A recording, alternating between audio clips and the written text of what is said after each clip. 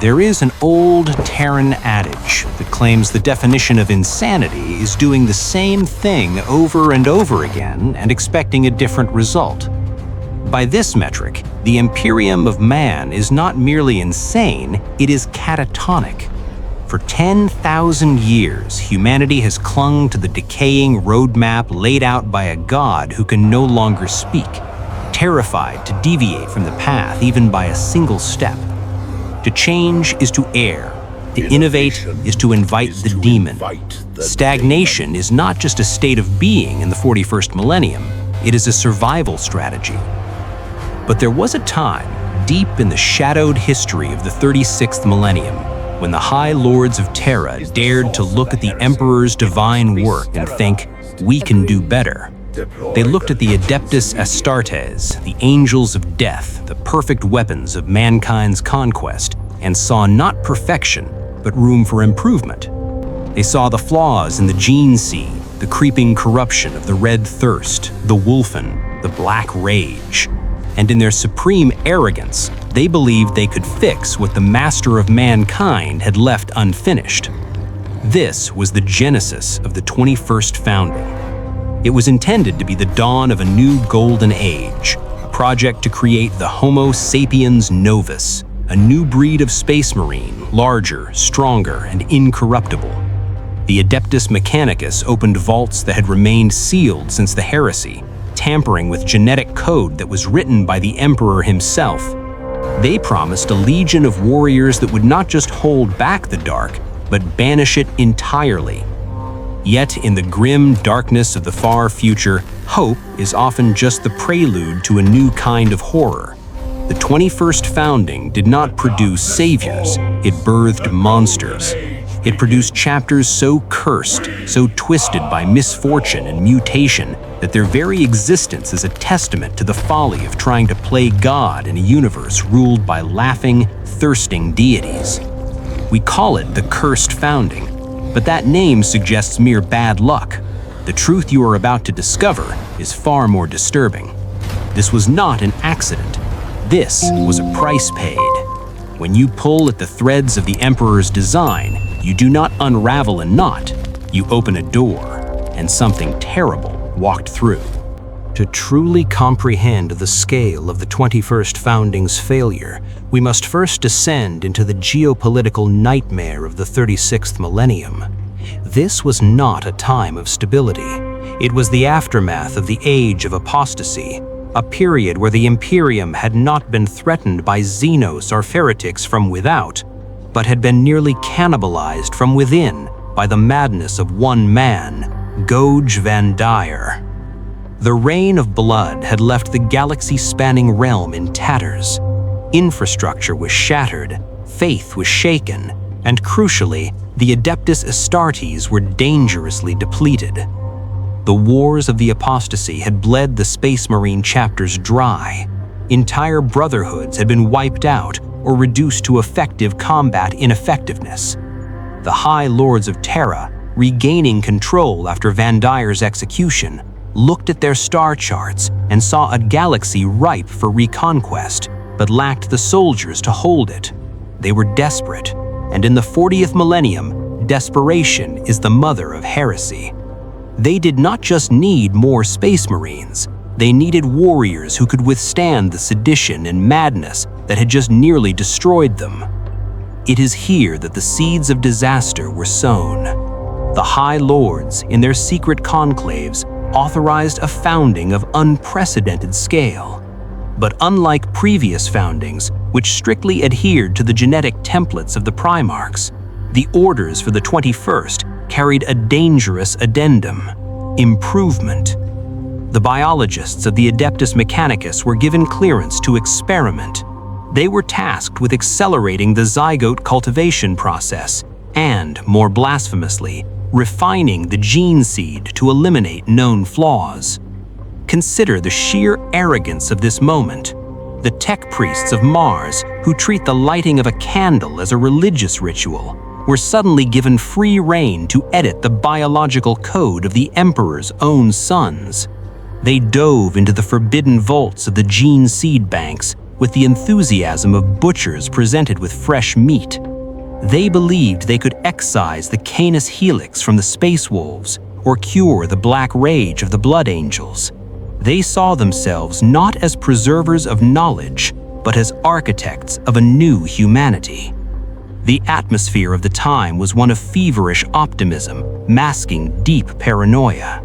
The Imperium wanted a quick fix. They wanted a guarantee that the horrors of the Civil War would never repeat. They sought to engineer loyalty and invulnerability into the very DNA of their soldiers. They failed to realize that the flaws in the gene seed are often the only things that keep the Space Marines human. By trying to scrub away the imperfections, they inadvertently scrubbed away the stability of the soul. This period, known as the Cursed Founding, stands as a monument to administrative hubris. It was the largest founding since the Second, yet barely any records remain of exactly how many chapters were created. Why? Because the Imperium buries its mistakes. When the first signs of mutation began to appear, not immediately, but insidiously, years after the chapters had taken to the stars, the High Lords did what they always do. They did not try to save their creations. They tried to erase them. If the 21st Founding had a mission statement, it was captured in the forbidden designation whispered within the gene labs of Mars: Homo Sapiens Novus, the new man. The tech priests involved were not merely attempting to replicate the work of the Emperor, they were attempting to patch it. They viewed the Adeptus Astartes as a glorious but flawed operating system, one that required a critical update to function in a galaxy growing darker by the hour. The methodology employed was nothing short of genetic alchemy. In standard foundings, a chapter's gene seed is kept pure, descended strictly from a single Primarch to maintain stability. For the 21st Founding, the Magos biologists shattered this golden rule. They began to experiment with chimeric gene seeds, splicing the genetic helixes of different Primarchs together. Imagine trying to fuse the discipline of the Ultramarines with the ferocity of the Space Wolves, or the fortitude of the Iron Hands with the grace of the Blood Angels. Theoretically, it would create a warrior with the strengths of all and the weaknesses of none. But they didn't stop at hybridization. For the urgent demand for troops, they accelerated the zygote cultivation cycles. Processes that should have taken decades of careful monitoring were compressed into years. They subjected the neophytes to experimental psycho-indoctrination and gene baths designed to heighten their resistance to the warp. The goal was to manufacture a breed of Astartes that was biologically immune to corruption. Warriors who could march into the Eye of Terror and not even blink. On paper, the results were spectacular. The initial batches of recruits were larger, stronger, and possessed faster reflexes than their standard counterparts. They assimilated organ implants with a near-zero rejection rate. It seemed that the Adeptus Mechanicus had succeeded where nature had stalled. They had engineered the perfect soldier. However, biology in the 41st millennium is not just a matter of cells and sequences, it is a matter of soul and resonance. The gene seed of a Primarch is more than biological material. It is a metaphysical link to a demigod, and through him, to the Emperor. By mixing these potent essences, the Magos created spiritual dissonance. By accelerating the growth, they left the souls of these warriors raw and unanchored. They built bodies that were fortresses, but they left the back gates unlocked. The improvements began to manifest as horrific glitches. The enhanced skeletal growth didn't stop when it was supposed to. The heightened psychic resistance dulled their luck, isolating them from the Emperor's light. The fiery zeal they engineered turned literal, consuming the warriors from the inside out. They sought to create Homo Sapiens Novus, but in their ignorance, they had simply invited the warp to fill the cracks in their science. The tragedy is that these warriors were not monsters by choice, they were monsters by design. If there is one chapter that embodies the cruel irony of the 21st Founding, it is the Lamenters. Their story is not one of tentacled mutations or bone spikes bursting through flesh. Their curse is far more subtle, and perhaps far more terrifying. They are the proof that in the Warhammer 40,000 universe, kindness is a death sentence, and nobility is a flaw to be punished. Created from the gene stock of Sanguinius, Lamenters were the High Lord's attempt to cure the Blood Angel's twin curses, the Red Thirst and the Black Rage, and for a time, it seemed they had succeeded. The Lamenters showed no signs of the genetic madness that plagued their cousins. They were stable, disciplined, and uniquely among the Astartes, they retained a profound, heartbreaking humanity. They did not view mortals as cattle or collateral damage. They viewed them as the very reason for their existence. Their battle cry, "For those we cherish, we die in glory," is not just a slogan, it is a literal promise they keep, again and again. But the universe demands balance. In exchange for curing the madness of the mind, the 21st Founding broke something in their destiny. The Lamenters are cursed with supernatural, statistical bad luck. It is as if the galaxy itself conspires to drive them to extinction. Every warp jump is turbulent. Every ally is unreliable. Every heroic last stand is fought against impossible odds that somehow get worse. Take the Slaughterhouse 3 campaign. The Lamenters were deployed alongside the Mortifactors chapter to cleanse an orc infestation. But the Mortifactors, superstitious and grim, looked at the Lamenters and saw the mark of doom upon them. They refused to fight alongside the cursed, abandoning the Lamenters to face the green tide alone. Did the Lamenters retreat? No. They held the line. They died in droves to protect a world that had already been written off, suffering nearly 90% casualties. Or consider their role in the Badab War. They fought not out of treachery, but out of loyalty to their friends and a misunderstanding of the High Lord's politics. When they were defeated, they were not granted the mercy of a quick death. They were sent on a penitent crusade, a 100-year march into the jaws of High Fleet Kraken. They were denied the right to recruit initiates. They were denied support. They were told to march into the dark and die. And yet, they survived, barely. But the tragedy of the Lamenters is not that they die, it is that they almost die, only to be dragged back to suffer more. They are the universe's favorite punching bag. When they defend a hive city, the civilians are evacuated into a slave ship. When they answer a distress call, it's a trap. Their vibrant yellow armor, checked with the bleeding heart, is a target for every cruel twist of fate the galaxy can muster. To look at a Lamenter is to see a warrior who knows he is doomed, yet lifts his bolter anyway. They are the noblest of us, and for that, the grim dark hates them. They are the only Space Marines who truly understand that they are not fighting to win, they are fighting to delay the inevitable. And the inevitable is coming for them, faster than anyone else. If you believe that even in the grim darkness of the far future, the story of the Lamenters deserves to be remembered, do the Emperor's work. Like this video and subscribe to the Silent Imperium. Join us and ensure that their sacrifice is not forgotten in the void. While the Lamenters suffer from a curse that is invisible until the moment disaster strikes, the Black Dragons wear their damnation on their skin for all the galaxy to see. If the Lamenters are the tragedy of the 21st Founding, the Black Dragons are its body horror. They represent the moment the Magos Biologus lost control of the physical template, turning the holy vessel of an Astartes into something dangerously close to a Xenos abomination. The corruption lies in the os modula, the organ responsible for bone growth and the fusion of the ribcage. In a standard Space Marine, this organ creates a bulletproof shield protecting the hearts and lungs. In a Black Dragon, the os modula does not know when to stop. It functions in a state of hyperactive overdrive. It twists the skeletal structure, causing bony crests to erupt from the skull, often tearing through the scalp in agonizing spurs that resemble draconic horns. But the mutation does not end there. For many brethren, the bone growth extends to the forearms and elbows, bursting through the flesh to form long, retractable blades of unrivaled density. These are not surgical implants, they are the warrior's own skeleton revolting against his body. To be a Black Dragon is to live in a state of constant, dull agony, as your own bones sharpened themselves against your nerves. Any other chapter would have been purged for such blatant deviation. The Imperium tolerates no mutant.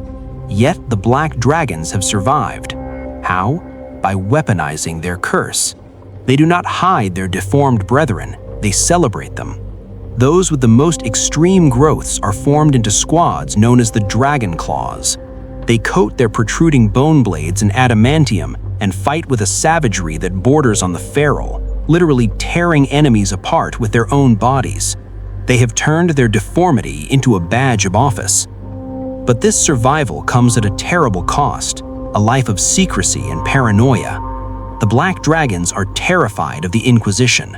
They know that if the Ordo Hereticus were to examine their gene tithes too closely, the entire chapter would be declared excommunicata traitoris.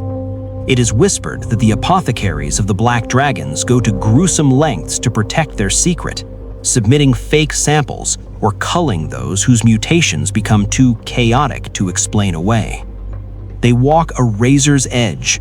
To the citizens they save, they are terrifying giants, monsters in power armor who look suspiciously like the demons they hunt. To the Inquisition, they are a ticking bomb. The Black Dragons are loyal, fiercely so, perhaps because they know they have to be. They fight twice as hard to prove that despite the horns on their heads and the blades in their arms, the hearts beating beneath their twisted ribs still belong to the Emperor.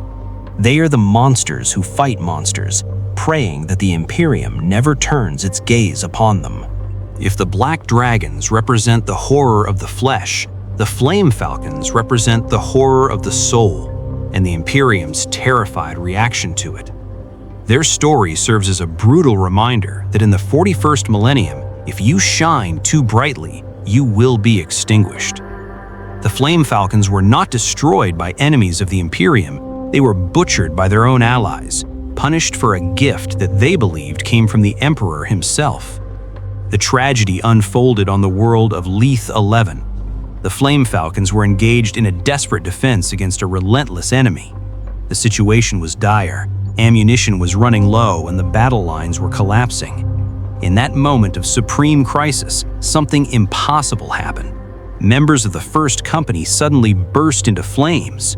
But this was not the searing fire of Promethium, nor the corrupting balefire of the warp. It was a spectral golden flame that covered their armor but did not consume them. To the Flame Falcons, this was salvation. The fire did not burn their flesh, it hardened their resolve. It acted as a shield, deflecting enemy fire, and wreathed their bolter rounds in holy incandescence. They fought with renewed vigor, believing they had been blessed by the Emperor in their hour of need. They routed the enemy, claiming a victory that should have been impossible. They cheered, thinking they were the chosen sons of the Master of Mankind. But the Inquisition does not believe in miracles that it cannot sanction. An inquisitor of the Ordo Hereticus, witnessing the battle, did not see a blessing. He saw sorcery. He saw the spontaneous manifestation of psychic power, uncontrolled and unapproved. In his eyes, the Flame Falcons had not been touched by the Emperor, they'd been corrupted by the warp. To him, this fire reeked of Tzeentch, the chaos god of change. The response was swift and merciless. The Grey Knights, the chamber militant of the Ordo Malleus, the Demon Slayers were deployed. They did not come to congratulate the victors, they came to enact a purge. The Flame Falcons, still high on the ecstasy of their victory, were confused as the Grey Knights opened fire. They died screaming, killed by the very Imperium they had just saved. The few who survived the initial massacre fled into the void, branded as renegades. To this day, we do not know the truth.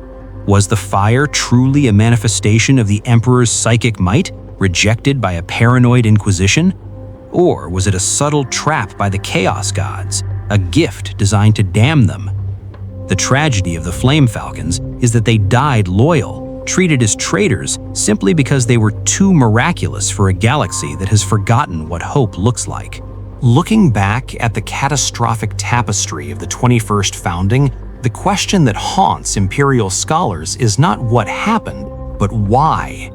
How could the combined wisdom of the High Lords and the Adeptus Mechanicus result in such a uniform disaster? Was it simply the hubris of men trying to improve upon a god's work?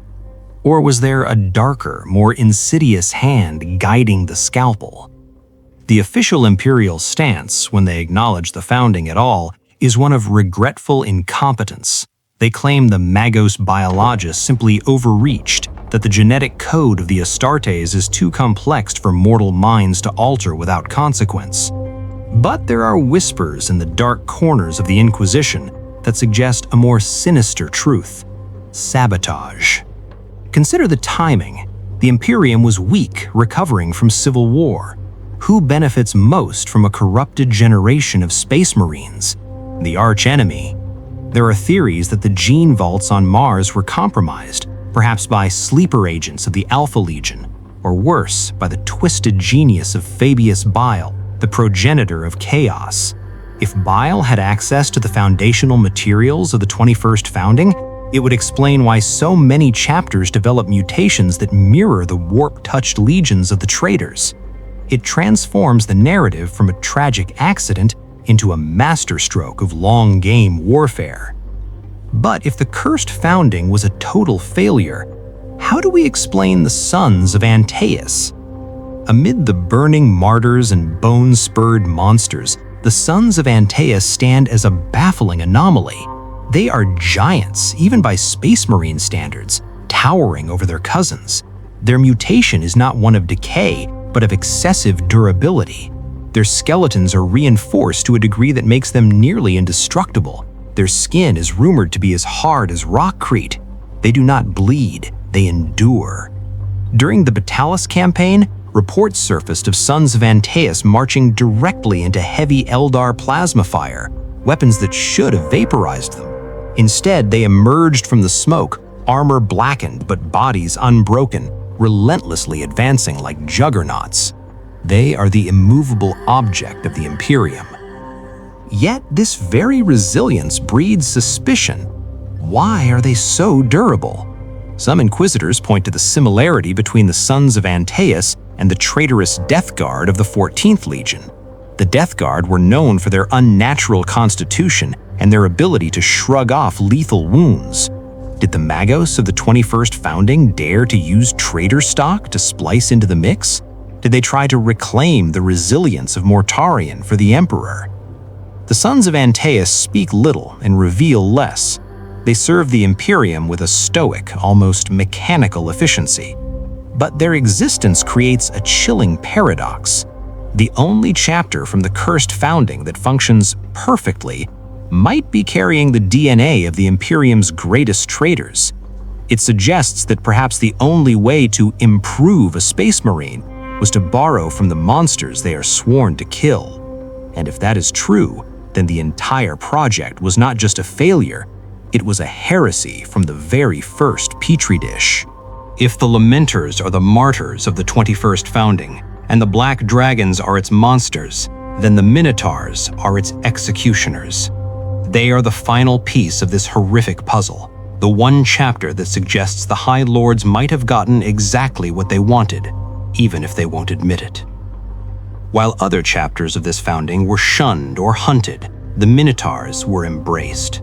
They are fully supplied, fielding the best war gear the Mechanicus can produce, from rare Terminator suits to heavy gunships. Why? Because they are the High Lord's personal attack dogs. Their reputation is not one of heroism, but of unthinking brutality. They specialize in fighting other Space Marines. When a chapter goes rogue or simply disobeys Terra, the Minotaurs are sent to crush them. There is a dark irony here.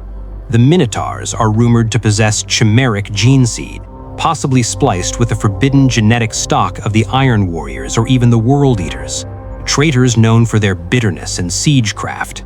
They are prone to extreme aggression and lack the camaraderie typical of Astartes, yet they are not called cursed, they are lauded. This reveals the sickening truth of the 41st millennium. The Imperium does not want noble heroes like the Lamenters who die for the innocent. It wants efficient killers like the Minotaurs who kill for the state. The ultimate lesson of the 21st founding was not scientific, it was philosophical. It cemented the Imperium's fear of progress. It proved to the ecclesiarchy and the lords of Terra that innovation is merely a gateway to damnation. Because they tried to improve upon the Emperor's work, they birthed abominations. Because they tried to create a new man, they lost thousands of loyal souls to the warp. This failure paralyzed the Imperium for millennia. It created a dogma where understanding is viewed as a liability. A tech priest does not learn how a plasma gun works, he learns the ritual to appease its machine spirit. Because if he tries to understand it, if he tries to improve it, he might cause it to explode. The cursed founding is the historical scar that reminds humanity, do not touch, do not change, just endure. The tragedy of chapters like the Lamenters or the Flame Falcons was that they were the victims of a system that tried to cheat the rules of the universe. They were created to be saviors, but they were treated as failed experiments. The Imperium looked at their suffering caused by the High Lord's own orders, and washed its hands of them. It is the ultimate betrayal, a father creating a son, crippling him, and then punishing him for not being able to walk. In the end, the 21st founding achieved the opposite of its goal. Instead of strengthening the Imperium, it weakened its soul. It taught humanity that hope is dangerous, and that the only safe path is the slow, stagnant march towards extinction. The 21st founding stands as a graveyard of good intentions. It is the ultimate proof that in the grim darkness of the far future, there is no reward for trying to be better. The universe of Warhammer 40,000 does not tolerate perfection. It only tolerates survival. The surviving chapters of this cursed lineage wander the stars like ghosts of a failed dream. They are the unwanted children of the Imperium, fighting for a father who regrets their very creation. The Lamenters bleed for a humanity that forgets them. The black dragons hide in the shadows, terrified of the light they defend. The sons of Antaeus stand silent, guarding secrets that could tear the Imperium apart. They are a testament to the indomitable spirit of the Astartes. Despite the mutations, despite the bad luck, despite the suspicion of their peers and the hatred of the Inquisition, they do not falter. They hold the line. Not because they are perfect, but because they are all that stands between us and the dark. Perhaps that is the true success of the 21st founding. It created warriors who have nothing left to lose, and therefore cannot be broken by fear. But let this be a warning. The next time you look upon the Golden Throne, remember the price paid to keep it safe. Remember that sometimes the greatest horror is not the monster clawing at the gates, but the monster we create when we try to play God. Narrator. This is the Silent Imperium. If you seek to decode the forbidden truths of the 41st millennium, subscribe now. The Inquisition may burn the records, but we remember. What topic should we expose next? Tell us in the comments below. Until then, the Emperor protects, but he does not forget.